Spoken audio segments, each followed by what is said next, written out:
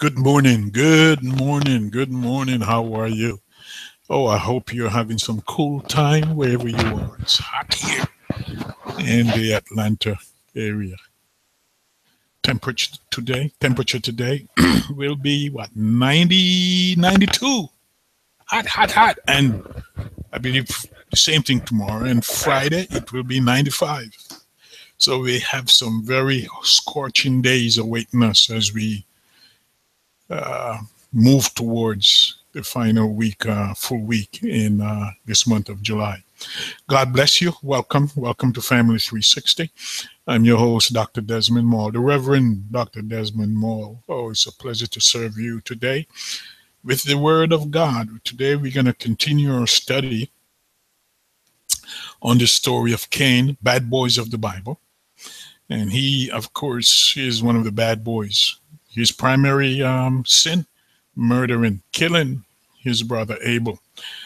But for those of you who may be following the saga of what's going on with families today, you should not be shocked because parents are killing children, children are killing parents, children are killing siblings. In this day and age, it is frightening to see how many children are dying when they are intentionally and sometimes unintentionally left in vehicles that were heated, left in the sun, left in this heat today, 92 degrees. Those kids will be boiling in the car. And parents, mothers, and fathers have become so selfish, you know, scheming and thinking, oh, I can run and do this and run and do that. Please, if you're a parent, be mindful of the heat. Do not leave your children unsupervised in the car because you may lose those children not only to death, but if someone calls the police, you're going to lose those children for a while. So if you have to run an errand, take your child with you. I know it's a disturbance or a distraction, but it's much better than the alternative. Do not assume that your children will be okay if you're just running into the store for a couple of minutes. Take your children out of the heated car, and take them with you. Too many of those stories we hear of. Here in the Atlanta area now, we have a young woman, how is she, 22, 23, being held. No bail, no bail. She left her 1-year-old daughter in the car. Child died. And she was in the beauty shop getting her hair done. What stupidity, what's nonsense. She was in the car, in the beauty shop, getting her hair done for 6 hours. She left that child in June, I believe, in the car, during the hottest day in June. Anyway, let me get on with our studies. We are here in the story of Cain and Abel. And last time we got to the fact that Cain was angry with his brother because he was blaming his brother for God rejecting his sacrifice. How many of us blame others when things don't go right, when things don't go the way we want them to go? We find somebody else to blame. We don't take responsibility. And Cain is typical of that because he is also, we will see later, following in the footsteps of his father, Adam, who also did not take responsibility for his actions, but he blamed the woman that God had created and given to him. So in Genesis chapter 4, Cain continued in his anger. He continued in his depression, being upset. He continued in his frustration. He refused to respond to the offer, the challenge that God gave him to do well. And as I said, Cain had an opportunity for a do-over. He had the opportunity to bring the correct sacrifice. He had the opportunity, because God had warned him, as we will see, he had the opportunity to manage his anger. Anger, anger, anger. Oh, and you know, I'll be talking about anger because many of us, like Cain, we allow our anger to get the best of us. Many of us, like Cain, we allow our anger to get the best of us. Let me challenge you to control your anger. It doesn't matter the situation. You need to control your anger because the consequences will be far more, than what you could imagine. There are men today, there are women today, kids sitting in prison, men who have gone to death row, who have died on the streets of our cities across this country. Young men are killing each other. Women are killing each other. Men killing women, women killing men. Adults, we are killing each other because we are unable to manage and control our anger. We are like Cain. And the sad thing, though, this incident happened thousands of years ago. We still, as human beings, have not learned the tragic consequences of uncontrolled anger. Many of us still have not learned. We refuse to learn to control our anger. Your anger will kill you. Your anger will destroy you. Your anger will cause you to lose everything that you have worked for. Your anger will put you in a dilemma that you cannot buy yourself out of. Your anger will cause you to lose the people and things that you love dearest when you refuse to control your anger. The Bible warns us so many times about controlling our anger. He said to us, be angry and what? Sin not. God accepts the fact of anger. That's one of those emotions he gave us when he created us. But God expects us to manage our anger. He does not expect us to be like Cain, who allowed his anger to get the best of him. You and I need to control our anger. If someone keeps getting at you and it's so bad, move away, walk away, go separate from them, leave them, divorce them. Do not resort to violence. Do not resort. And there are some preachers out there who would tell you until death do us part. Listen, I'm one of those preachers who does not believe in that. You don't let somebody kill you because of their uncontrolled anger. You do not kill, you do not resort to violence because of your uncontrolled anger, your rage. Too many of us are killing each other, and some of us are killing the young kids in the process. We don't want to kill ourselves, you see. We want to take as many people as we can with us, because we are raging. That anger is out of control. We want vengeance, we want retribution, and many of us will do whatever, will use whatever means necessary to exact revenge, to extricate that pound of flesh.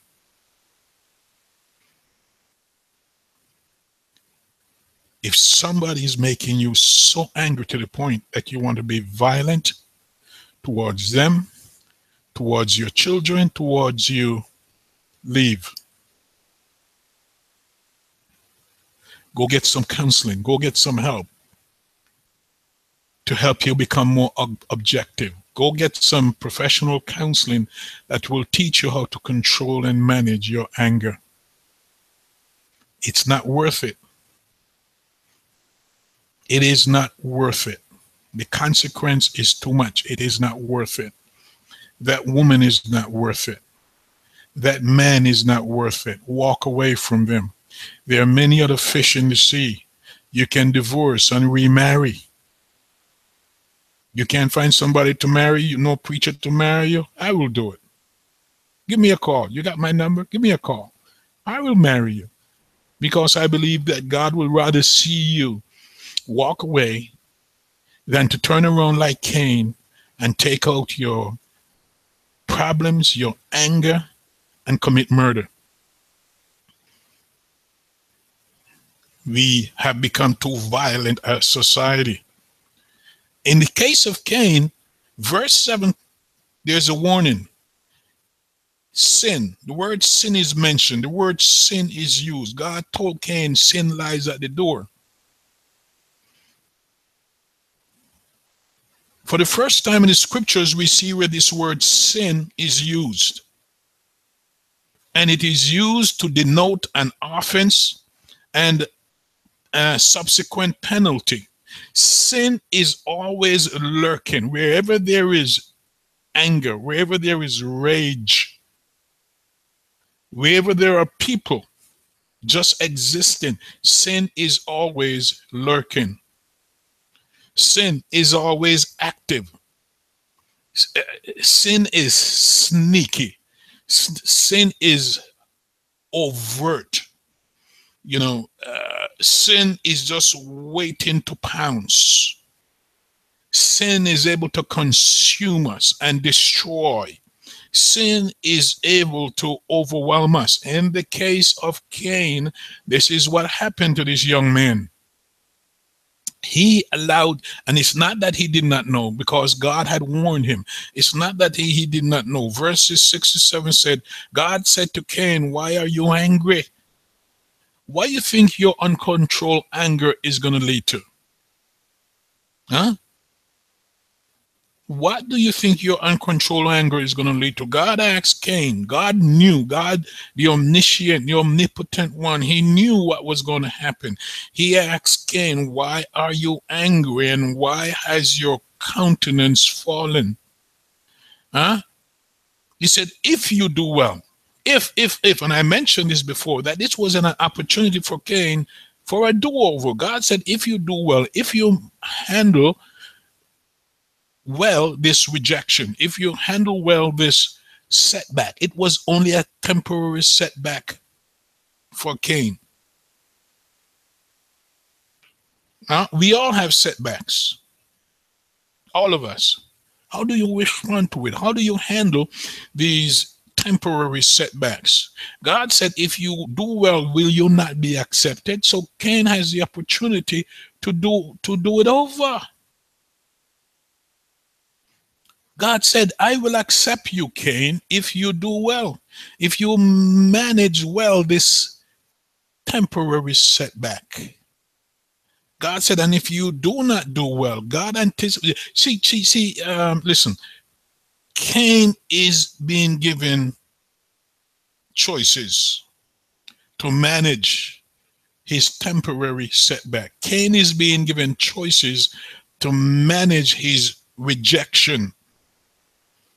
Cain is being given choices to manage his frustration, to manage this thing called sibling rivalry. Cain is being given the challenge to manage his jealousy. God said, if you do well, will you not be accepted? And if you do not do well, sin is lurking at the door. Its desire is for you, but you must master it. God knows that there's sin around us every moment of the day. The moment you blink your eyes, sin is there. Sin is, wherever there is light, there is darkness. Whether there's good, there's evil. Sin is always present around us. Always, always. You don't have to go look for it. It will find you. It's already in your heart, in your mind, in your actions, in your thoughts, in your interactions. God is saying to Cain, I challenge you. You must master. Master, yeah, we will make some mistakes, but don't let it get the best of you. Stand up and be strong. Be confident in the God of your salvation. God is saying to Cain, sin, I know sin is there. I'm telling you that sin is there and it's trying to consume you. But Cain, listen to me. You must master it. Listen to me, people. I'm telling you what God is saying. You must master the sin that's in your life. And in this thing of anger is a major sin that it is destroying individuals, families, homes, societies, nations. Whether you take Russia or Syria or Iraq, Afghanistan, where there are major wars. Listen, listen. The people that call themselves Taliban or ISIS or El Shabaab or Shabib, whatever they call them, all these terrorist organizations. The man who runs the street night and day with guns, trying to rob, kill, and steal. That man who is a rapist. That woman who's a rapist. That person who's a robber. That person who will burglarize homes and intimidate and assault. Listen, they are being driven by anger. You ever see somebody, look at somebody when they're really, really angry? The look is not good. And when sin becomes, when anger becomes that dominant in your life and is controlling you, instead of you controlling it, God said it is sin. God calls it sin. When you reach out and you slap somebody and you bust somebody's eyeball, you bust their eardrums, you bust their tooth, you bust their jaw, God calls it sin. You're out of control. I was watching television the other day and they had a story, is it television or on the internet? One of them, of this young lady was in a store with her boyfriend. You may have seen it if you're watching the news. And they had some disagreement and that young man hauled back and he punched that woman so hard. He almost killed her. He smashed her face just from the punches he gave her. She ended up in the hospital. I don't know how she survived, but somehow miraculously she's still alive. And she was 7 months pregnant. Can you imagine this? A man beating, smashing, almost killing his girlfriend, 7 months pregnant. And you know what I don't like about these news? They don't tell you the outcome. What happened to that guy? I hope he's sitting in jail someplace because he's a menace to society. He's dangerous. And he's just one of many. He's a modern day Cain. And he's just one of many. In your neck of the woods, in your neighborhood, on your block, maybe in your own house, you're living with a modern day Cain. If you're not careful, that person is going to turn against you and kill you and destroy you and everything that is yours. When our anger gets out of control, it creates sin. God told Cain, sin is lying at your door. But listen, listen, listen. To possess you. But you can, you must, you should master it. Nothing is worth going to jail for. Not even saving a marriage, not even saving a relationship.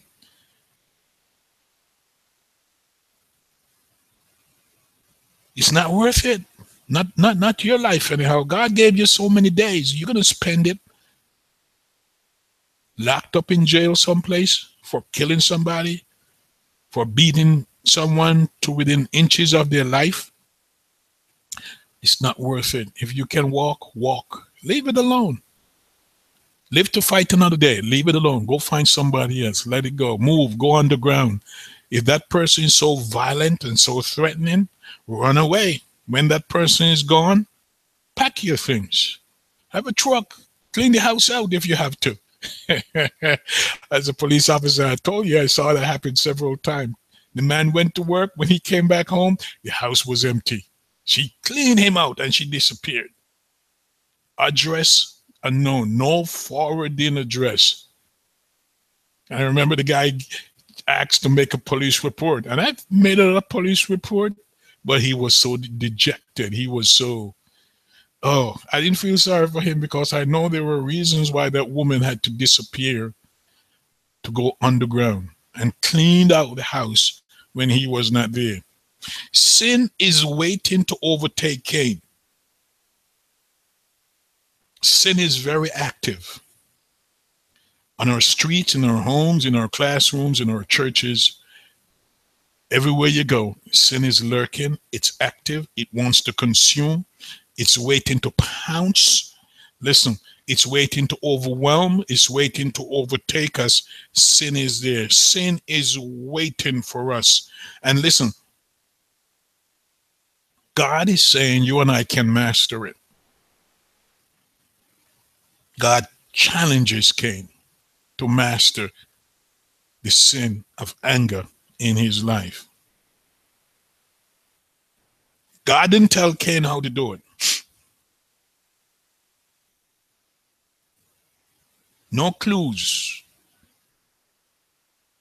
God didn't teach Cain any coping skills. God didn't say to Cain, take a deep breath,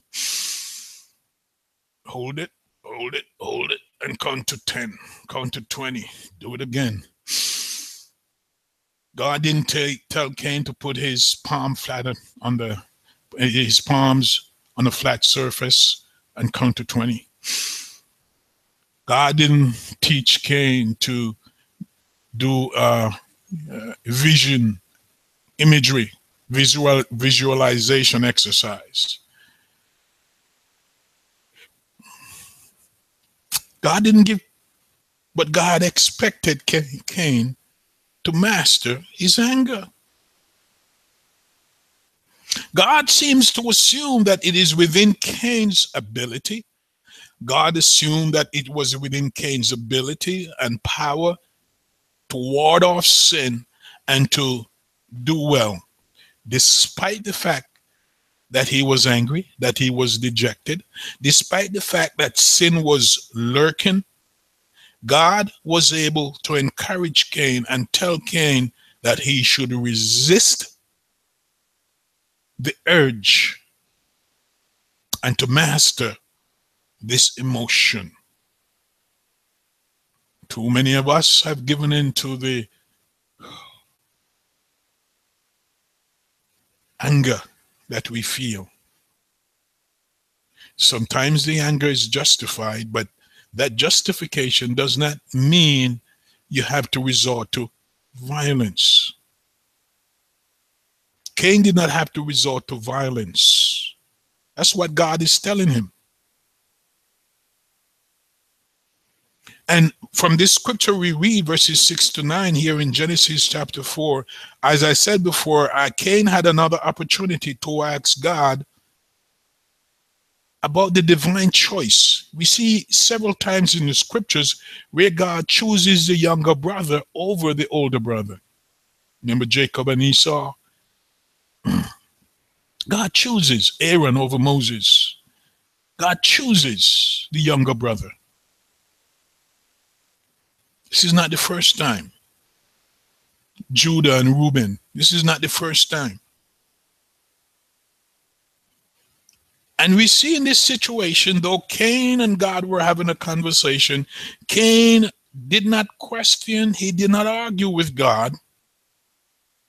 Cain acts very, very passively. Listen, that passivity is a deception. There are some people when they snap, you never see it coming. That was Cain. There are some men, there are some women, when they snap, it's a surprise to many. Because you never saw it coming. I never saw it coming. But we snap. We have a tendency, when we're overwhelmed, we can hold it and hold it and hold it and hold it and hold it for so long. And if we don't seek help to let go of that which we are holding, we're going to snap. Cain was passive. He did not question God. He did not question God about his choice of Abel's, his brother's sacrifice. Cain was holding within his heart the day he was going to exact vengeance upon his brother. God knew it. Cain knew it. But Cain was acting passively as if everything was fine.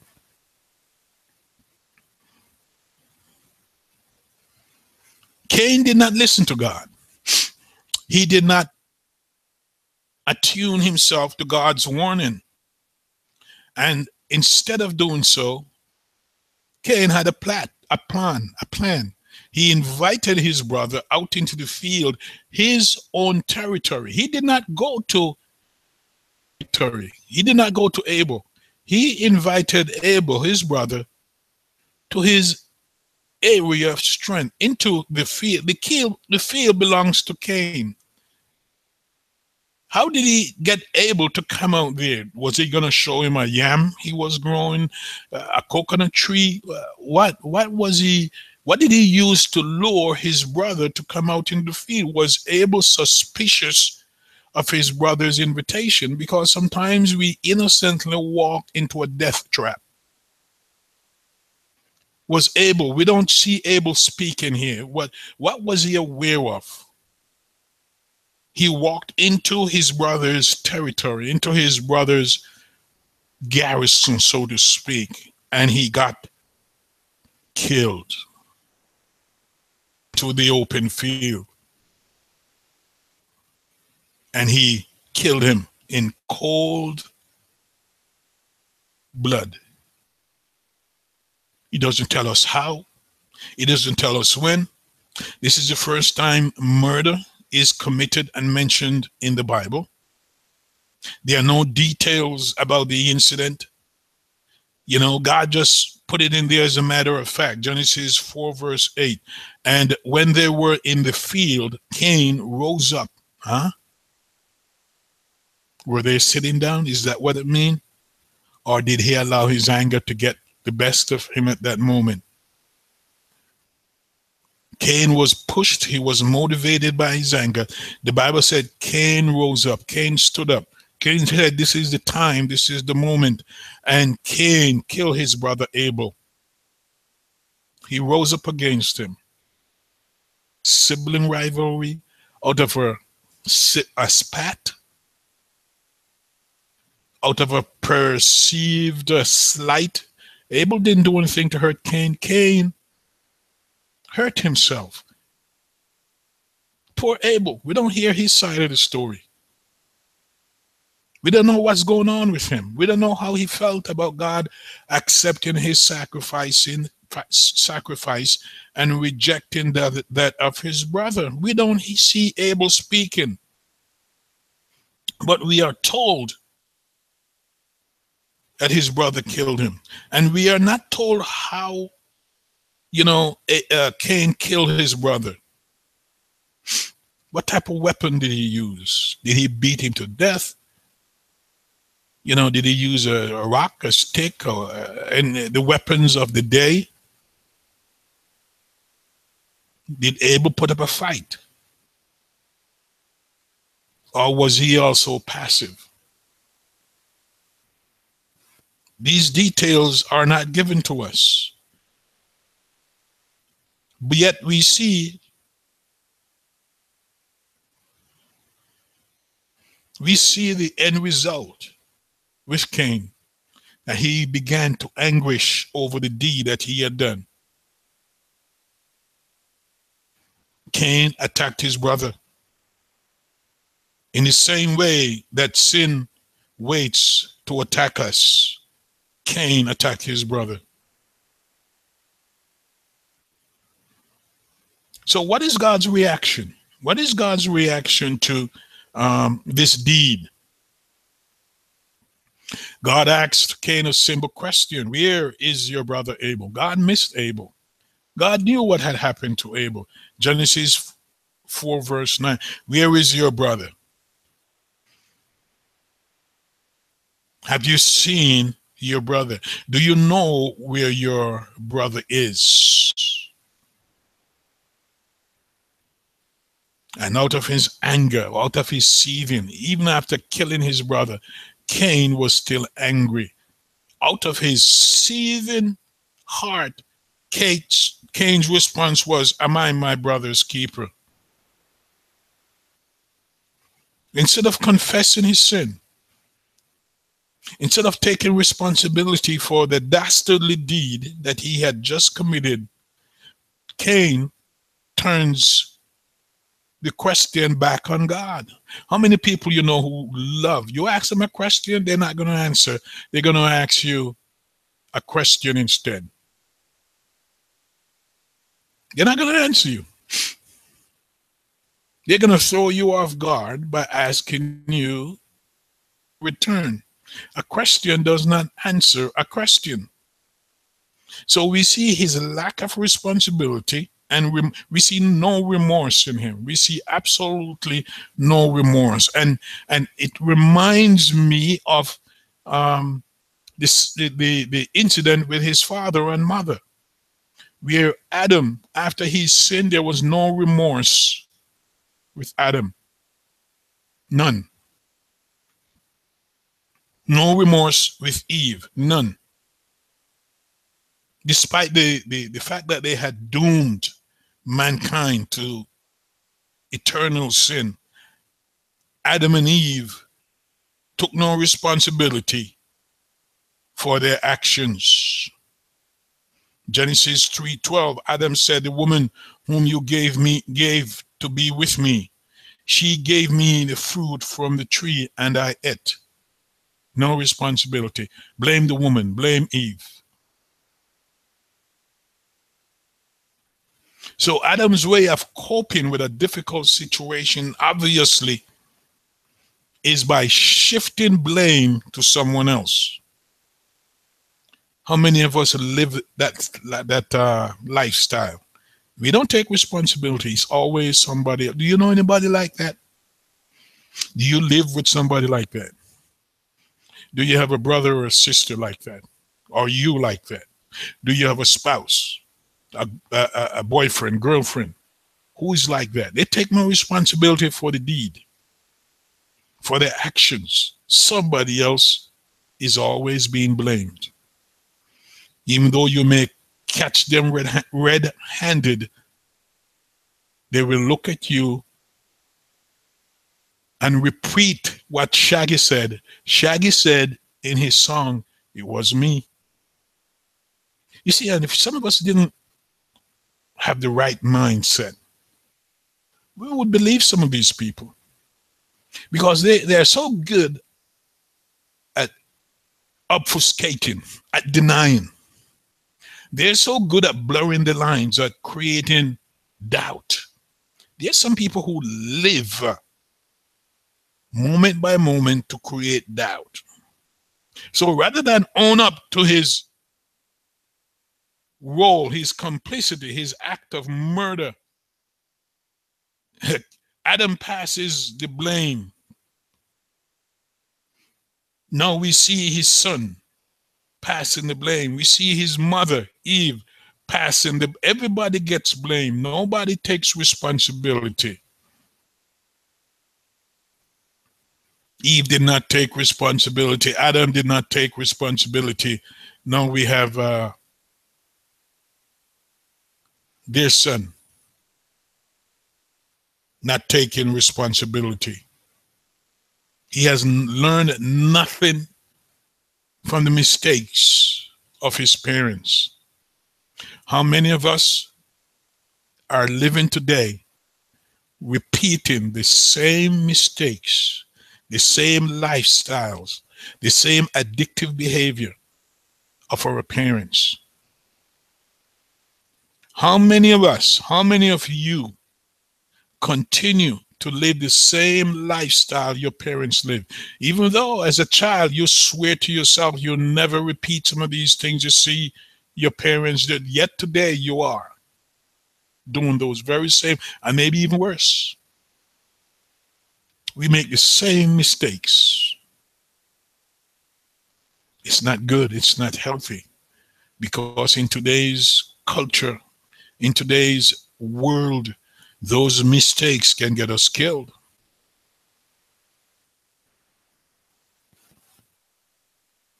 Cain repeated his parents' mistakes, and it caused him to kill his brother. We look at Cain's reaction, and it just heightens the tension in this story. And when we look, we understand and we see that nothing good is going to come out of this situation, because God is not backing down. God is confronting Cain, and despite Cain's lies, despite his infamous, disrespectful response, "Am I my brother's keeper?" God is going to hold Cain accountable. The Hebrew word translated keeper, in this verse 9, means basically to attend to keep an eye on, to guard. So there are so many possibilities here when we look at Cain's response. It has double meanings, and it tells us that Cain, this man Cain, the son of Adam and Eve, with the help of God, Yahweh, he asked God whether it was his responsibility to watch over, to see to his brother, to take care of his brother. Since God had accepted his sacrifice, somehow Cain felt it was not his job to see that his brother was okay.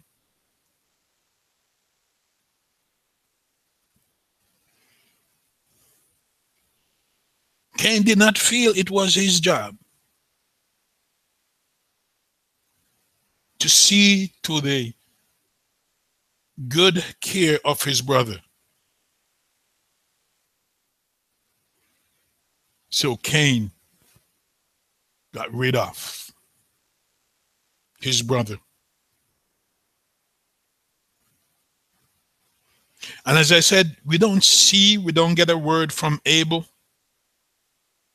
about this conflict with his brother. The Bible doesn't in this passage or other passage elaborate on the conflict between the brothers. Abel's blood, his blood cries out to God from the ground. Abel's blood. The ground to which Cain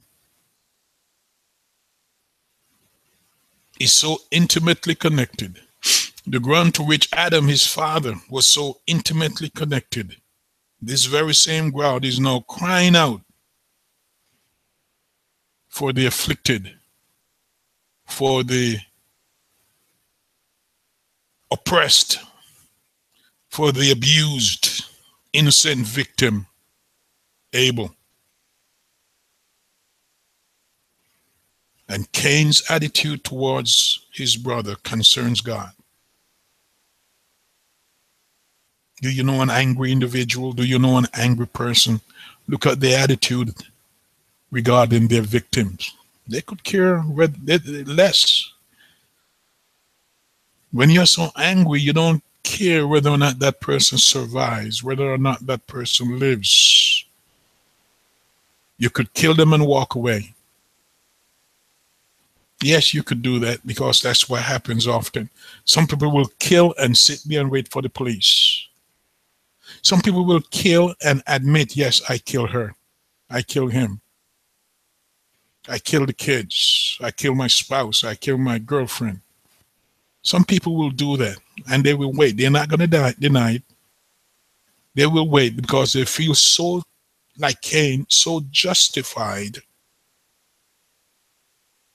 in killing. There's some people who can kill without thinking twice about it. We all think, many of us believe that all human beings are good. There is, and I heard this all the way through college, and some of us preachers talk about that. You know, when you listen to the liberals on television in their pontification, talk about how human beings are done right good at. No, you're lying.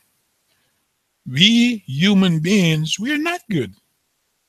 We harbor all manner of evil intentions and purposes. We are not good. Why do you think we kill each other? The homicide rate is so high in the United States of America. Everybody got a gun. We kill each other with our guns. When you look across the world, it doesn't matter what country, the homicide rate, the murder rate, we got nations warring against one another. We got tribes, cultures warring against one another. We got genders, the sexes warring against one another. We got the filthy rich warring against the poor and the middle class. No, there's nothing good about human beings. Nothing good about us. Had it not been for the grace of God, I don't know what many of us could be doing or would have done.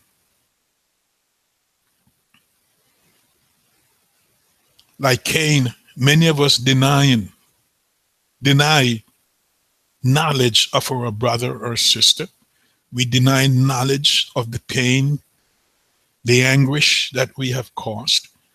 We deny committing a murder. Most criminals will tell you they didn't do the crime, though all the science, though all the eyewitnesses put them at the crime scene and pick them out, they will deny doing it. And you got some lawyers out here who will create scenarios and lies to try and get them off. Cain denied knowing where his brother was. And he asked God, is it his responsibility to take care of his brother? Yes, we are human beings. When you look at the human family, yes, we need to look out for one another. But because of sin, we don't. We annihilate one another. Adolf Hitler killed at least 6 million people. Mussolini, some of these, Fidel Castro, you name many of the dictators of the world, they have killed.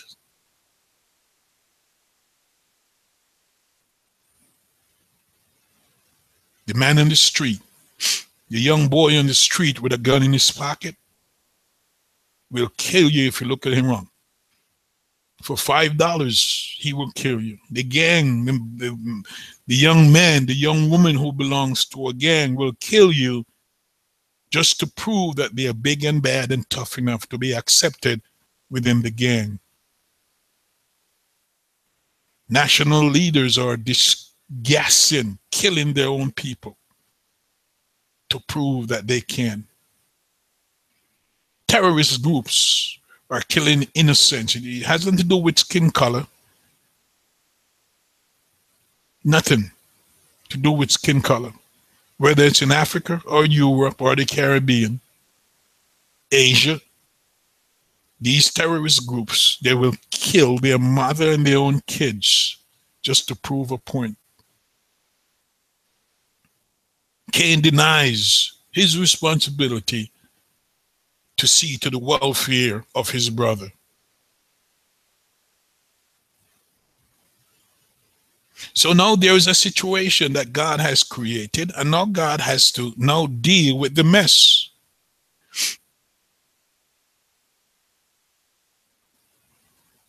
God now has to deal with the mess. God saw it coming. God did not stop it. Abel was killed. Now there's a mess.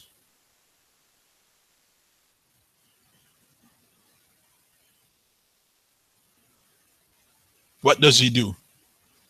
Does he allow Cain to walk away?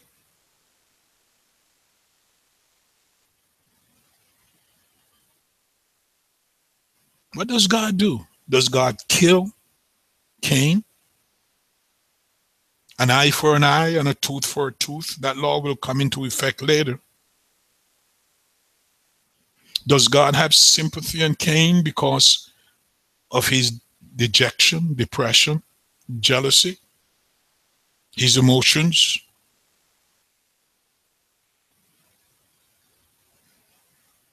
What God is going to decide to do is allow Cain to live with his pain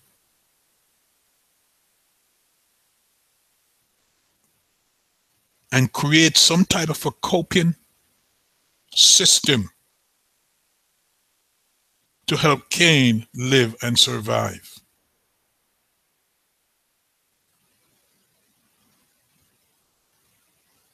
So Cain chooses to get rid of his brother. And the consequence is that now God has to deal with him. Cain does not get over his depression, his dejection, his rejection. He chose a violent way, violent means to address his problem. He is guilty. This is what the law calls it, of premeditated murder. Premeditated murder. In his rage, he makes a conscious decision to rise up against his brother and kill him, hoping that this would get rid of his anger. It doesn't. Look at serial murders. They just go on killing. Look at some jailbirds. They're in jail for years and they come out, given the opportunity, they kill again.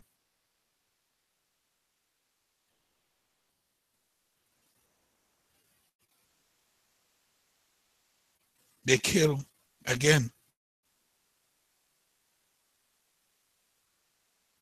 And so we see here a response that's going to come from God, because here we will see that God reacts here in Genesis as he did it in Genesis 3. While he was searching for Adam and Eve in the Garden of Eden, God seeks an explanation for why things have suddenly gone wrong.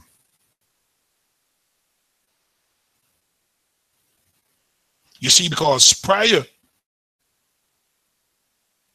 to Adam and Eve eating of the forbidden fruit,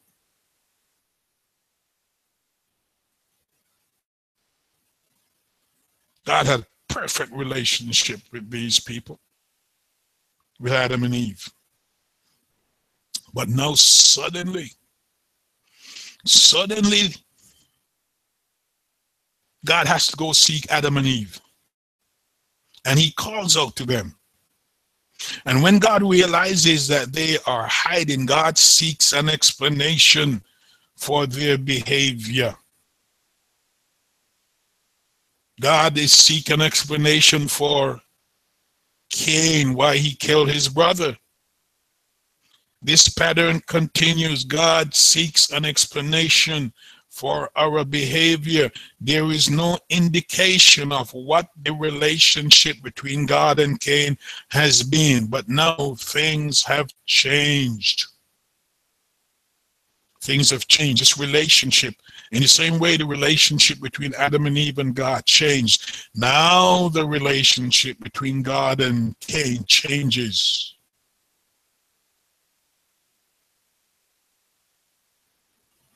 Cain is now left to his own devices to deal with the blow to his ego, to his pride, to his personhood, as he learns of God's rejection. Yet, we will see the grace and the mercy of the God that we serve. We will see. Let's look at how God is going to punish Cain. Because knowing that things have changed, God asks Cain to explain himself. What's the question? What have you done? God asks. Genesis 4 verse 10. God is looking for an explanation, my friend. He's looking for an explanation of us. What have you done? Why did you do it? Even though God knew what Cain had done, God wants us to speak up. He wants to hear our side of the story. It reminds me of his argument, his debate with Job. God put some puzzling, challenging questions to Job, and in the end, Job could only shut up. Job thought he was so self-righteous, that he knew so much, that his righteousness had bought him, a pass. No. God said, what have you done, Cain? And before Cain could answer, God moves into the heart of the matter by acknowledging Abel's death and pronouncing judgment against Cain. Before Cain could explain his response to God, because all he was going to do was lie, God moved and God pronounced his judgment on Cain. And God moved so quickly as he pronounced his judgment. But in the judgment and the justice that God exacts upon Cain, we see that God is angry. God is angry with Cain because he gave Cain the chance, the opportunity to take the high road. He gave Cain the chance to back then to not commit this sin, not allow his anger to get the best of him. And instead, Cain gave into his anger, his jealousy, his envy, and his depression and his vengeance. And now there's a price to pay. Listen, my friend. When you allow your anger to get the best of you, Genesis 4:10-12 tells us there's a price to pay. God said, listen, your brother's blood is crying out to me from the ground. And now you are, God didn't delay or tarry. God looked at the evidence. God knew what Cain had done. And God told Cain of the evidence. God said, your brothers, listen, Cain, listen, shut up, listen, Cain. Listen, pay attention. Your brother's blood is crying out to me from the ground. And now you are cursed. Didn't God use that same word with his parents, like father, like son, like mother like son, like parents like son? You see how Cain is repeating some of the same things that happened to his parents. God said, and now you are cursed from the ground that supplied his every need, the ground which was his stronghold, that yielded, that worked with him. No, God is saying, no, you are cursed from the ground up, which has opened its mouth to receive your brother's blood from your hand. When you till the ground, remember what did God say to Adam and Eve? God is now repeating that curse to Cain. When you till the ground, it will no longer yield to you its strength. Ooh.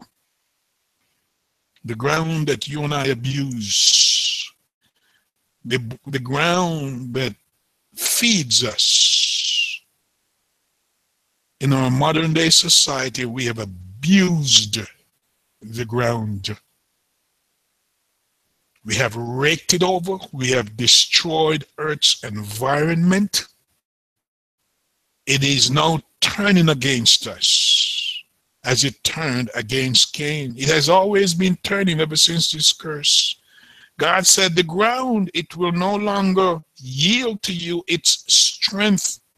You will be a fugitive and a wanderer on the earth.